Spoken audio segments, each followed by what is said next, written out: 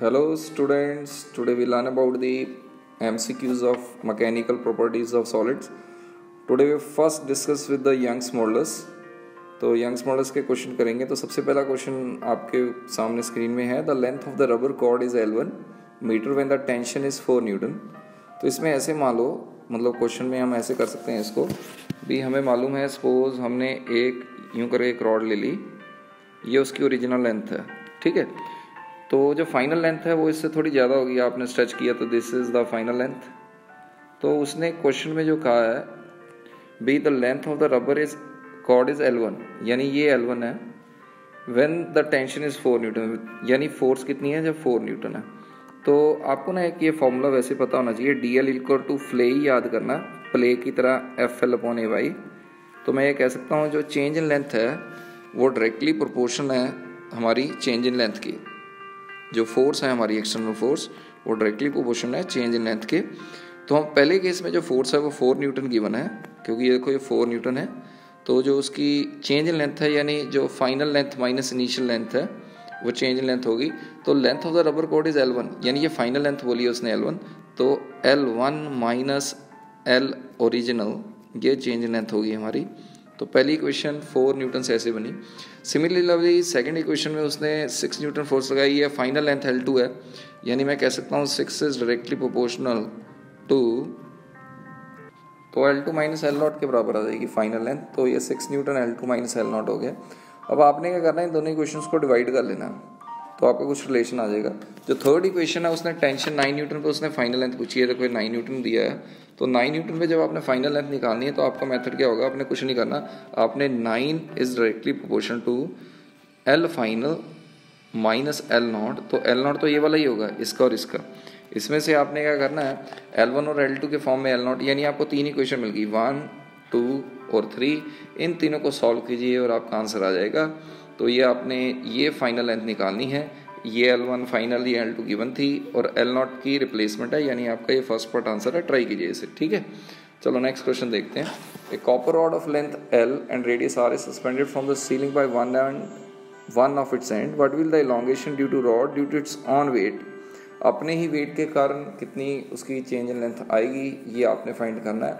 तो इसको टीचर्स अलग अलग तरीके से करते हैं। हमें जनरल फार्मूला है चेंज इन लेंथ का, दैट इज FL/AY। तो इसमें जब आप कहेंगे, जब कोई हैंगिंग पोर्शन है यूं करके यूं हैंग हो रहा है, तो एक तो हम ये कहते हैं भी इसमें जो टोटल लोड है वो इधर देखो, इधर पूरे का पूरा वेट एक्ट हो रहा है इस पोर्शन पे। अगर मैं आपको कलर चेंज करके बताता हूँ, इस पे पूरे का पूरा वेट एक्ट हो रहा है। अगर मैं इसकी बात करूँ तो इस पे वेट 0 है, क्योंकि इसके मतलब इसके नीचे तो कुछ भी नहीं है। यानी जो नेट वेट है, यानी नेट फोर्स है, वो एवरेज फोर्स हो जाएगी, वो होगी 0 प्लस mg/2। तो ये हमारा आंसर आ जाएगा। तो हम जो F की वैल्यू है उसको हम यहाँ पर 2 डाल दीजिए इसको, दिस वन इज 2। तो हमारी जो चेंज इन लेंथ आ गई, फोर्स की जगह हम डालेंगे mg/2 L इंटू AY, और मास की जगह आप क्या लिख सकते हैं, डेंसिटी इंटू वॉल्यूम।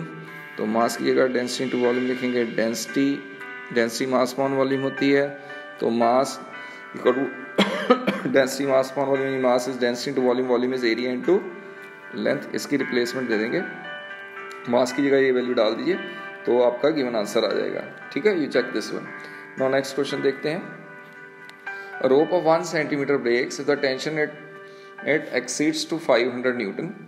तो हमें यहाँ से क्वेश्चन में एक बड़ी अच्छी चीज़ पता लगती है, जो ब्रेकिंग स्ट्रेस है वो कांस्टेंट होता है। ब्रेकिंग स्ट्रेस चाहे वो कोई चीज़ 1 मीटर स्क्वायर का एरिया हो, 1 mm स्क्वायर का एरिया हो, चाहे 2 mm का एरिया स्क्वायर हो, जो ब्रेकिंग स्ट्रेस है वो चेंज नहीं होती।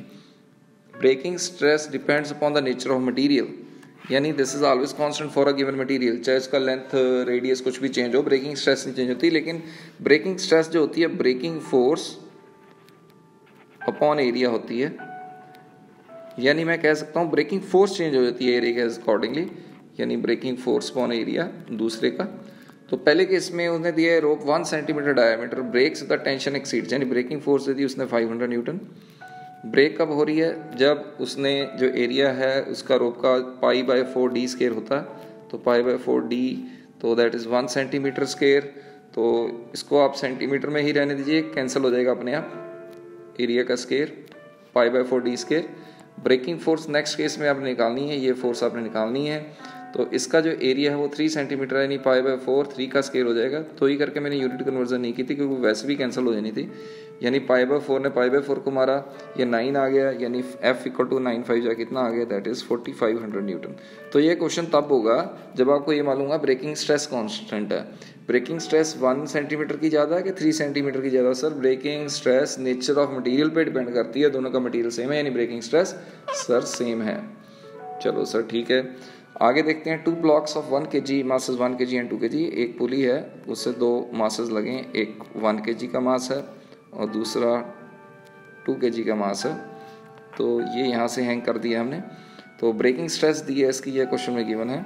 तो उसने में what is the minimum radius. तो पहली बात, जब आप रोप की बात करते हैं आपने 2, इसमें जो टेंशन है वही फोर्स होती है, तो टेंशन निकालनी है। टेंशन ऐसे केस में twice of product of masses upon sum of masses into g होती है। ये आपने लॉज ऑफ मोशन में किया हुआ है। तो आपने ना 1 किलो लेना है, ना 2 किलो लेना है, ना 3 किलो लेना है। आपने 2m1 m2 यानी 2 मास 1 kg है, मास 2 kg है, इंटू जी किया अपॉन मास 1 प्लस मास 2 यानी 1 + 2 कितना हो गया, 3 हो गया। तो ये हमारी टेंशन आ जाएगी यहाँ से। तो आपने अब चेंज इन लेंथ निकालनी है, तो डू योर सेल्फ। मैं जस्ट आपको थोड़ा सा बता देता हूँ। आपने क्या करना है, DL इक्वल टू फ्ले लगाना है। DL equal to Phule, Phule की जगह T लगा देना, F की जगह टेंशन आ जाएगी। लेंथ आपको ओरिजिनल दी हुई है FL अपॉन AY, तो ये आपने कैलकुलेट कर लेना है। अगर इसने रेडियस पूछा है, इसमें स्ट्रेस का फार्मूला लगेगा, वो और भी ज़्यादा इजी करेगा क्वेश्चन को। स्ट्रेस क्या होती है, फोर्स अपॉन एरिया। तो फोर्स की जगह टेंशन लगा दीजिए। तो ब्रेकिंग स्ट्रेस आपके पास दी है, यानी आप ये लगा देंगे 40, यानी स्ट्रेस फोर्स की जगह आप यहाँ से टेंशन पुट कर देंगे। ठीक है, तो ये टेंशन पुट कर देना, यहाँ से पिक कर लेना। और जो एरिया स्ट्रेस है उसकी वैल्यू दी है, यहाँ पर आप कितना पुट करेंगे, ये पुट कर देंगे 40 × 40/3.10⁻⁶। टेंशन की जगह ये पुट कर देंगे और यहाँ से एरिया आ जाएगा। एरिया का फार्मूला क्या होता है, πr²। तो यहाँ से आप रेडियस निकाल लेंगे। You got the answer. तो ये अपने आप कीजिए सॉल्व इसको। तो नेक्स्ट है, यंग्स मॉडल्स में परफेक्टली रिजिड बॉडी कितनी होती है। तो DL इक्वल टू कितना होता है बेटा, फ्ले FL अपॉन AY। तो आपको मालूम है अगर रिजिड बॉडी है तो उसकी चेंज लेंथ 0 है। अगर ये 0 है तो y इन्वर्सली प्रोपोर्शनल टू 0, यानी y कितना हो गया, 0 नहीं हुआ, ये इन्फिनिटी हो गया। y is equal to infinity, 0 मत डाल देना इसको। ठीक है, चेंज लेंथ 0 है तो y 0 नहीं होगा, y इन्फिनिटी होगा। ठीक है सर, ये भी समझ में आ गया। नाउ ये आज के लिए आपका होमवर्क है। तो which of the following rod of the same material सबका सेम है, आपने बताना भी लॉन्गेशन सबसे ज़्यादा किसकी है। कोई इतना सिंपल क्वेश्चन है, DL इक्वल टू फ्ले लगाना है।